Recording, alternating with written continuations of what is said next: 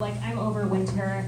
I'm at the point where you can't even tell I'm a person of color anymore. It's just, the seasonal affective disorder is running skin deep at this point. So, ready for it to be over. Yeah, you wouldn't know it by looking at me, but I'm actually, half my family is from India and Pakistan. But I ended up marrying someone who is part Native American, so it's always felt like a little naughty to be dating the wrong kind of Indian. Growing up, I had a pretty diverse group of friends. We were kind of like poster kids for the Model UN. We had like a Latino, a couple of Indians. I was a token Muslim. We had a Mormon, and then we had a more regular free-range Christian as well. So, just your regular IHOP, you know.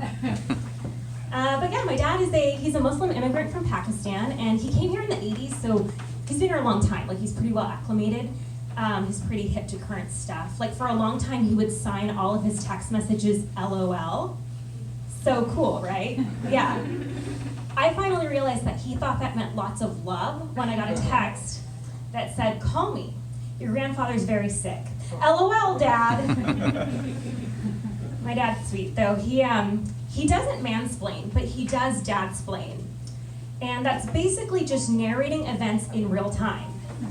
So we're watching like an older movie the other day. We were watching The Sixth Sense, which I can call an older movie, like it's over 20 years, so spoiler alert.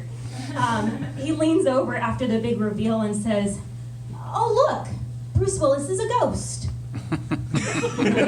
Dadsplain. Do we have any sci-fi fans in the audience today? I like the timid woo. That sounds right. Yeah, I'm a fan as well. I actually just rewatched Event Horizon. Ooh, who's from the comics? Thank you.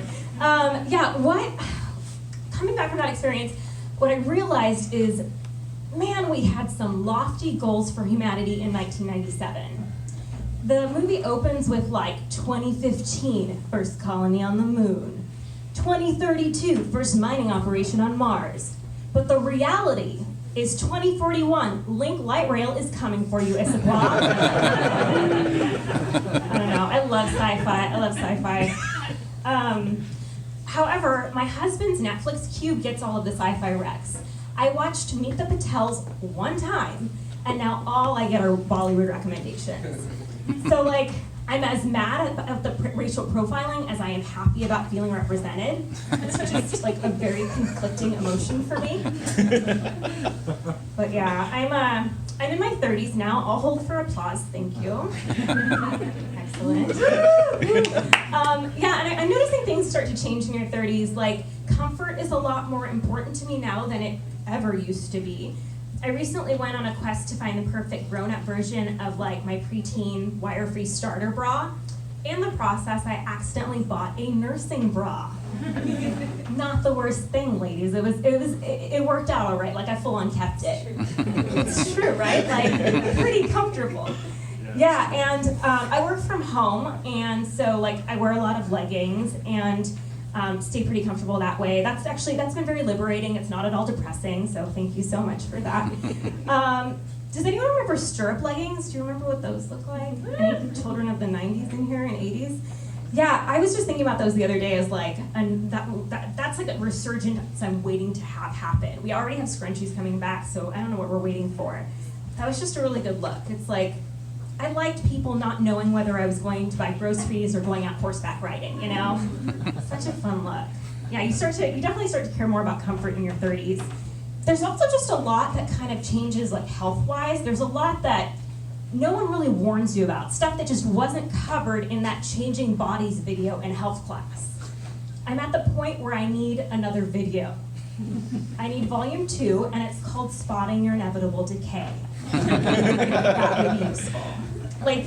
Ladies, no one tells you after you hit 30, if you cough really hard, you're probably going to pee a little. Not a lot, I don't want to scare anyone. Think a nickel, not a dollar, but still, just something to think about.